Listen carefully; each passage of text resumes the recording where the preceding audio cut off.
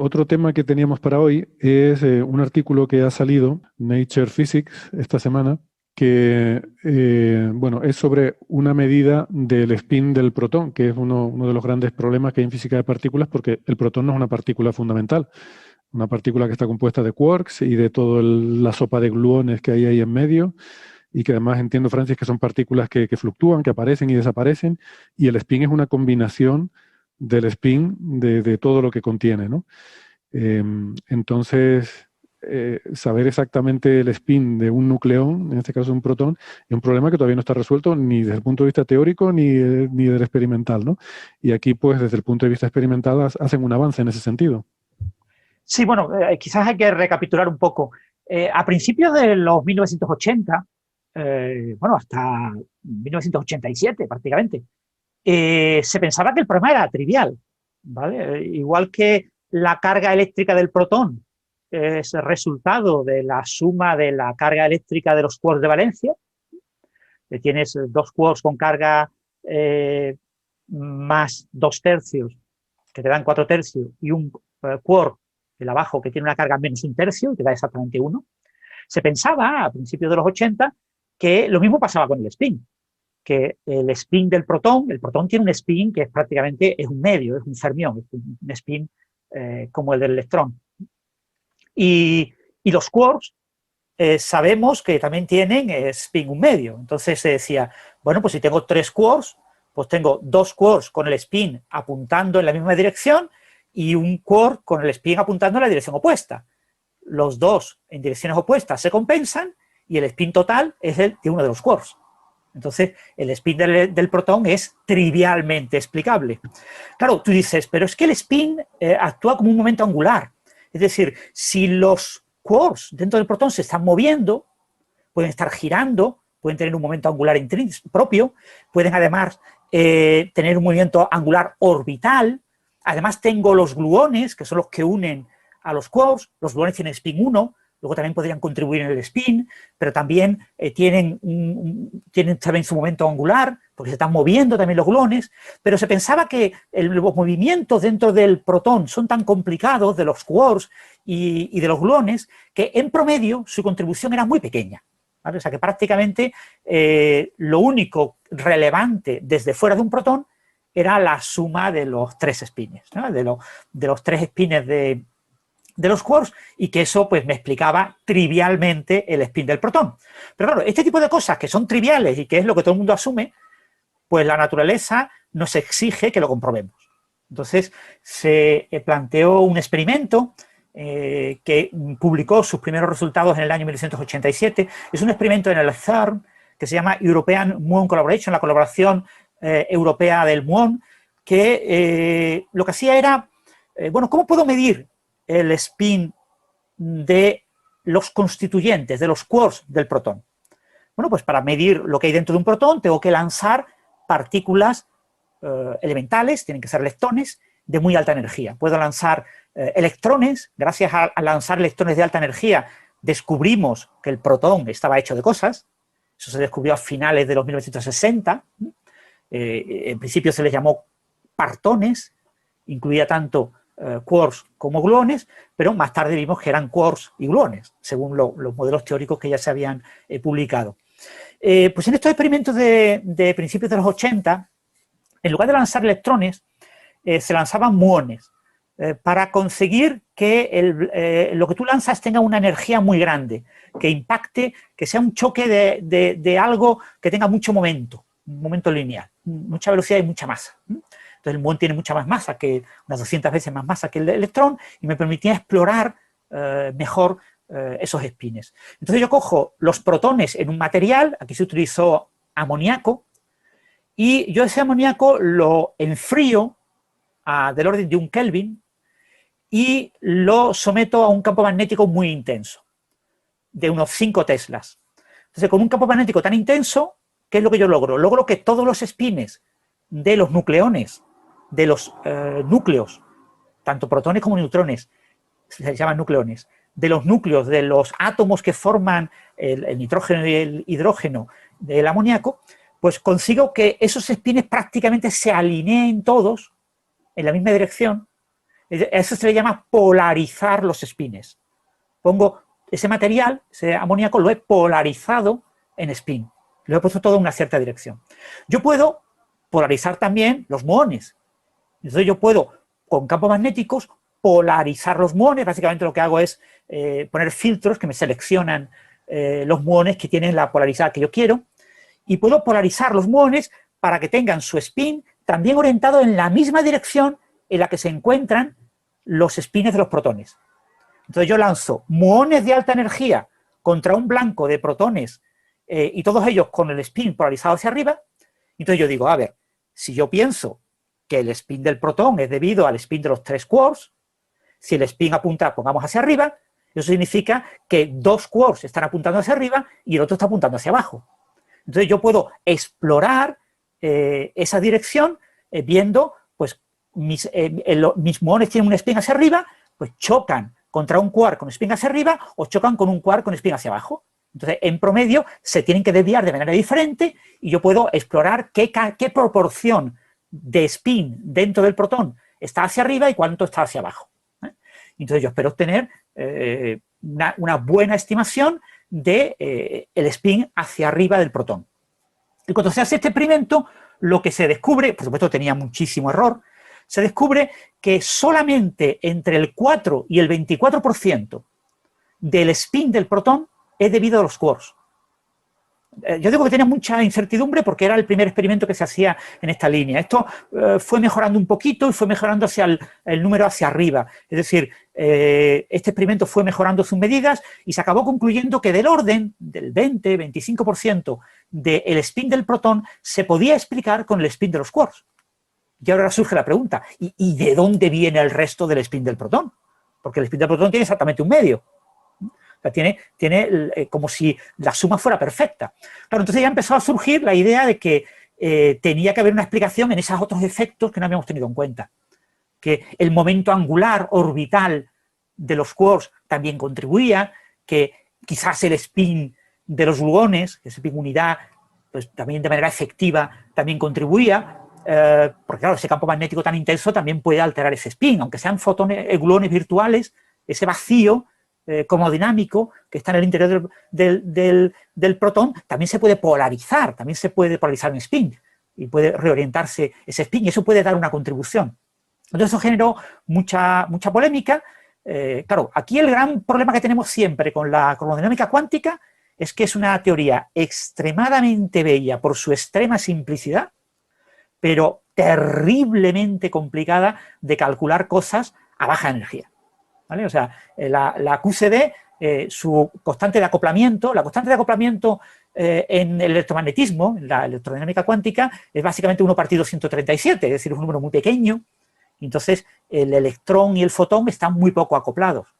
Pero a baja energía, a las energías que hay en el interior de un protón, que son energías del orden, en promedio, de 1/3 de la masa del protón en energía, pues son energías muy grandes, son energías mayores que la energía de la escala asociada a la hadronización, asociada a la cromodinámica cuántica baja energía, y en esas escalas la constante de acoplamiento es del orden de la unidad. Es decir, que si yo no puedo utilizar herramientas perturbativas. Una herramienta perturbativa es una herramienta en la que yo cojo diagramas de Feynman, yo cojo aproximaciones, tengo en cuenta un efecto muy sencillo, le añado pequeños detallitos, le añado más detallitos, entonces tengo una serie de potencias. Tengo el factor pequeño y le sumo algo, un número pequeño multiplicado por ese factor pequeño elevado al cuadrado, que es mucho más pequeño. Y le sumo otro número que puede ser más grande, pero por el factor pequeño elevado al cubo. Con lo que, como ocurre en el electromagnetismo, la constante de acoplamiento es muy pequeña, 1 partido 137 es muy pequeña, pues metiendo 7, 8 correcciones, que eso cuesta muchísimo trabajo, puede costar 20 años calcularlo, pero obtengo un resultado extremadamente preciso, ¿no? Estas series son siempre asintóticas, no son convergentes. Esto se demostró a principios de los 1970, aunque ya se intuía desde principios de los 60, que estas series son asintóticas, es decir, estas series, conforme yo voy tomando términos, voy reduciendo el error hasta que llega a un mínimo, una especie de error mínimo, y a partir de ese momento el error empieza a crecer. Y si yo tengo en cuenta infinitos términos, la serie es divergente, me da infinito.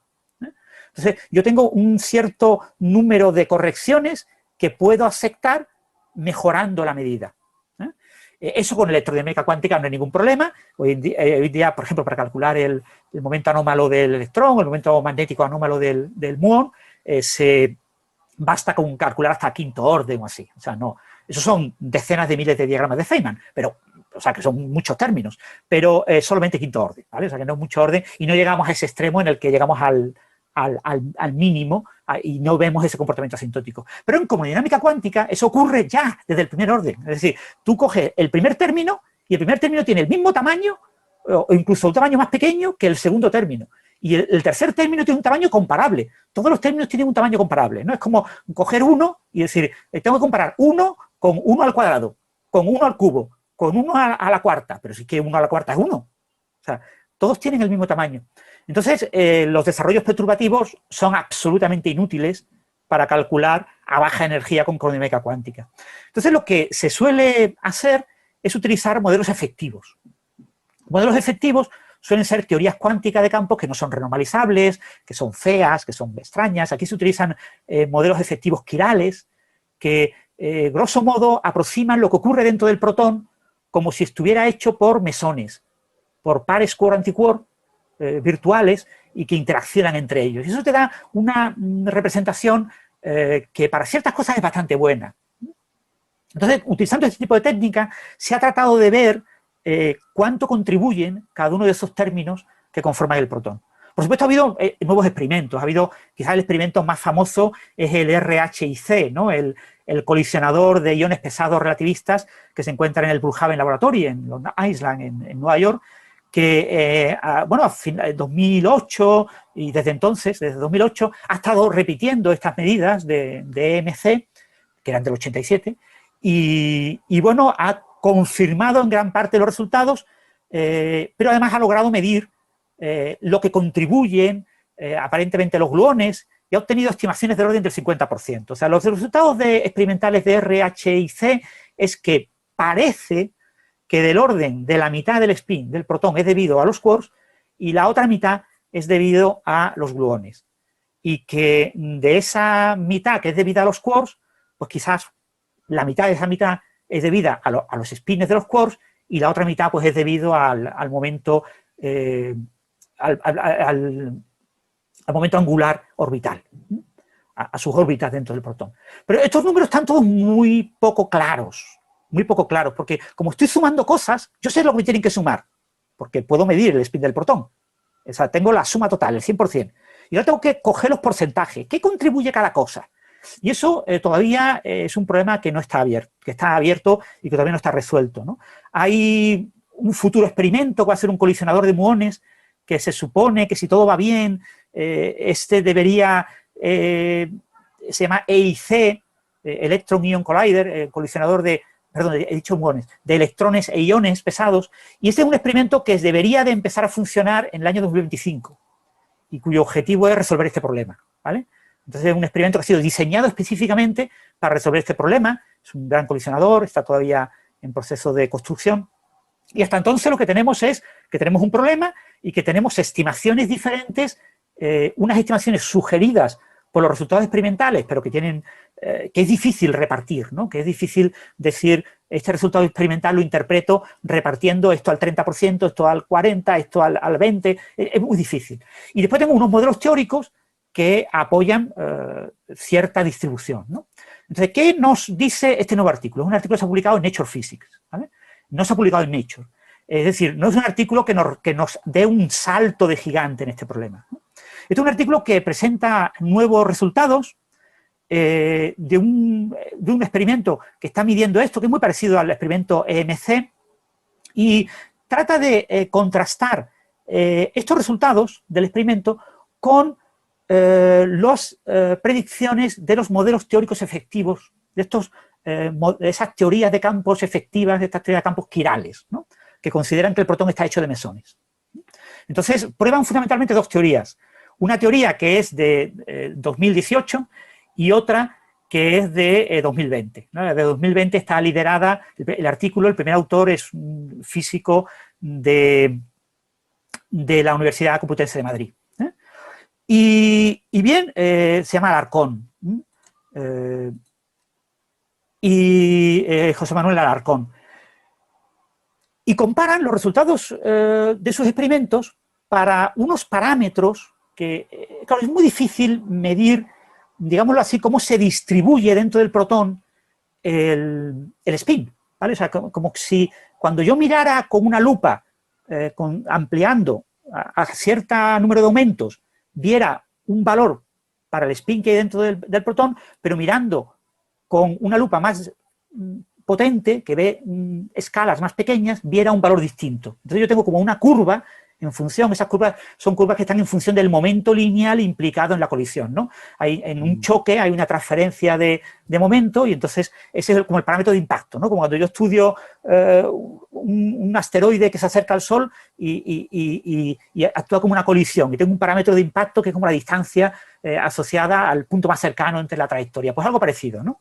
Eso me permite hacer una distribución en función de estos momentos transferidos entre el electrón o el muón y el nucleón, es decir, los quarks que están en el interior del nucleón. Hay que recordar que la interacción entre un electrón, un leptón y un quark siempre es electromagnética, ¿vale? Porque los leptones no tienen carga de color, no tienen hipercarga de color. Los leptones solamente pueden interaccionar electromagnéticamente, o débil, ¿no? Pero la interacción débil es despreciable en estos casos, ¿no? Entonces, en realidad, el electrón o el muón choca emitiendo un fotón. Por lo tanto, interactúa con un quark. No puede interactuar, no puede explorar directamente los gluones, que no tienen carga eléctrica. Los quarks sí tienen carga eléctrica. Entonces, en estas interacciones, lo que observan es lo que se llama una función de distribución del factor de forma del spin, ¿vale? O sea, el factor de forma es cómo se distribuye una magnitud cuando yo miro a diferentes escalas esa magnitud. Por eso es por lo que el título pone medida del spin del protón a grandes distancias. Claro, de la escala, vale. Claro, los modelos teóricos son muy buenos a escalas muy cortas. ¿Por qué? Bueno, a escalas muy cortas, la cromodinámica cuántica presenta una propiedad que recibió el premio Nobel que se llama libertad asintótica. Entonces, eso significa que los quarks a cortas distancias se comportan como si fueran partículas libres. Es decir, conforme corta distancia significa gran energía. A gran energía, los quarks se comportan como si fueran libres, porque esa energía está muy alejada de la escala a la que hadronizan, a la que ven el vacío y se rodean formando hadrones, formando mesones o bariones. Entonces, dentro de un protón, si tú consideras escalas muy cortas, tienes unas muy buenas predicciones teóricas de lo que pasa. Y de hecho, en las curvas estas de factores de forma, el error para Q cuadrado, claro, Q cuadrado, este momento transferido al cuadrado, que es lo que se suele poner como eje en las abscisas, experimentalmente no se puede medir valores muy, muy pequeños, ¿vale? Tengo limitaciones. Pero este experimento se ha llegado a 0.012, que es un valor muy pequeño. No es 0 o no es 10 a la menos 5, pero bueno, pero para esos valores pequeños la teoría describe muy bien lo que pasa, gracias a esta libertad asintótica. Es decir, los quarks se comportan de manera libre y todo funciona bastante bien. Sin embargo, a momentos mucho más grandes, el límite, digamos, el límite máximo es la unidad, porque la masa del protón es básicamente un gigaelectronvoltio.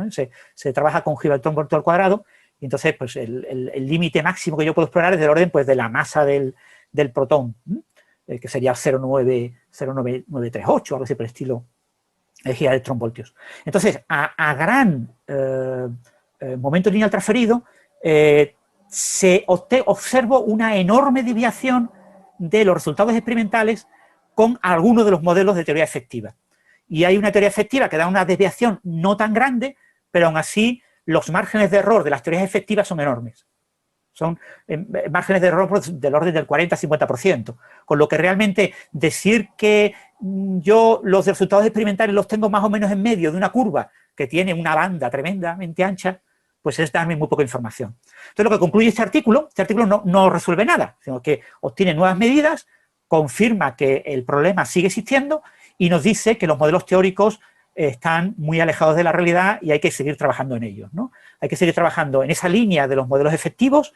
Los modelos efectivos han mejorado mucho en 2 o 3 años y tienen que seguir mejorando mucho más. Claro, eso es aplicar, no solo es hacer cálculos, sino que también aplicar ideas felices, ¿no? Hay que aplicar nuevas maneras de ver el problema. Modelar siempre es muy difícil, sea modelar en astrofísica o sea modelar en cromodinámica cuántica.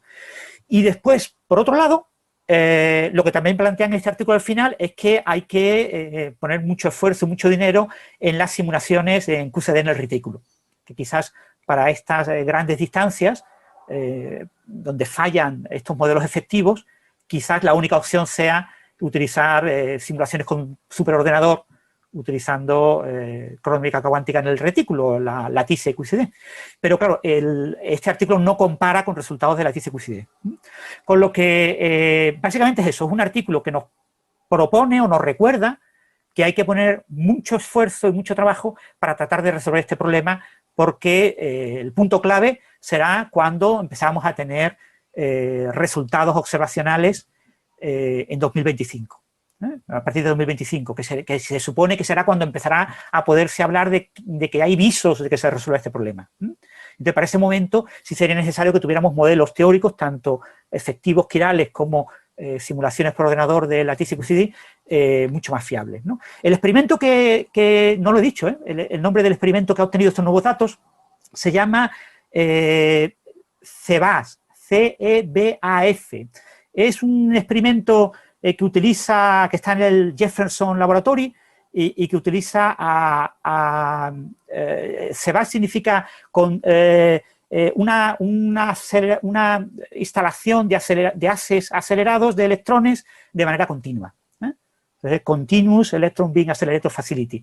Y el detector que han utilizado para hacer esta medida se llama CLASS, que es el CEBAF Large Acceptance Spectrometer. Es un espectrómetro de distancias grandes, ¿no? Que acepta un rango amplio de momentos lineales basado en estas colisiones de muones contra protones de CEBAF, ¿no? Entonces, este es un buen experimento, pero está muy limitado. Necesitamos ese futuro experimento EIC, el Electron Ion Collider, que se considera que va a ser el experimento clave en tratar de resolver este problema y que por desgracia pues probablemente publique sus primeros datos en 2027, 2028 si va todo bien y probablemente no se resuelva el problema pues hasta del orden de 2030 o así, ¿no?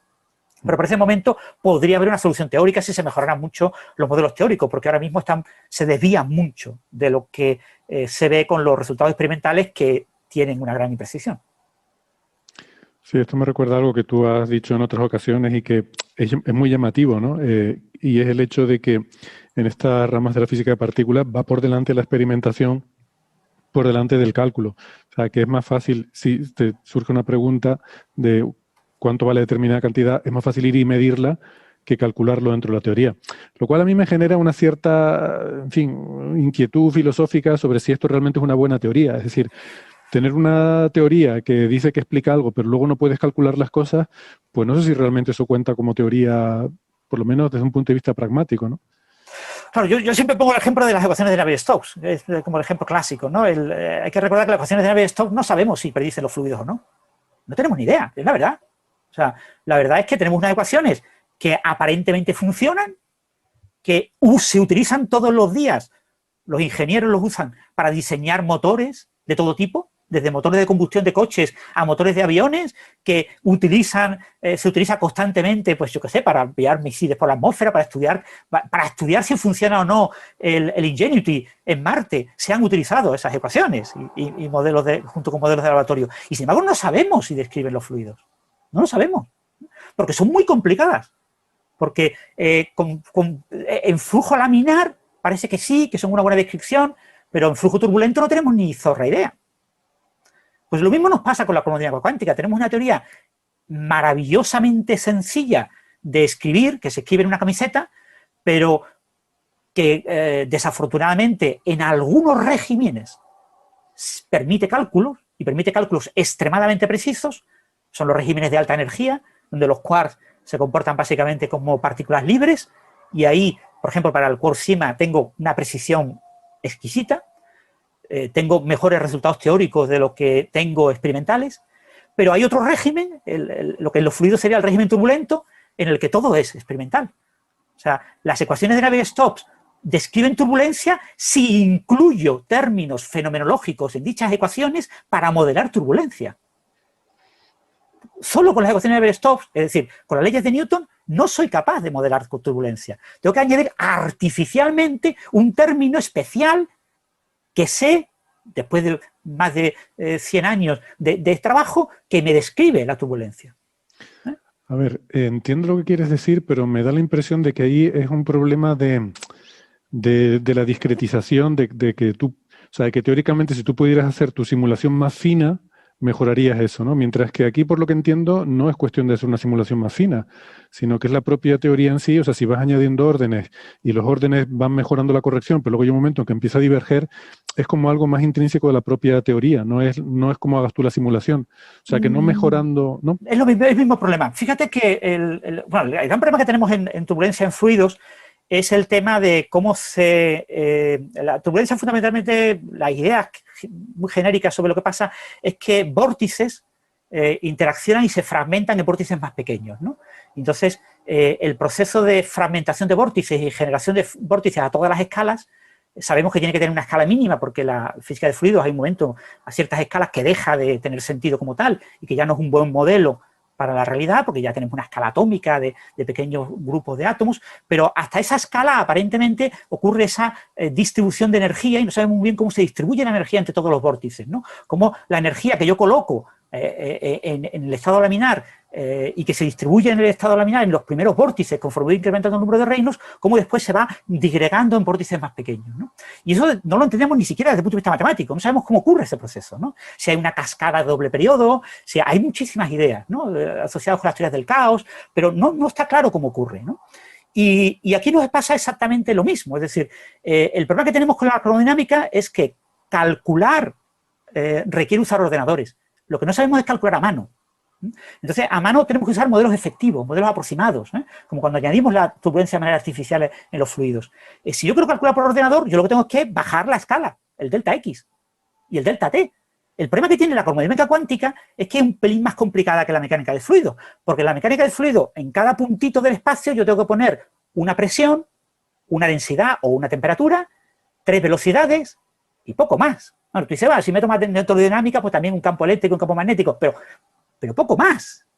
Pero es que en cosmodinámica cuántica los gluones son 8 gluones, con 2 componentes por gluón. Estamos hablando de 16 numeritos, solo con los gluones.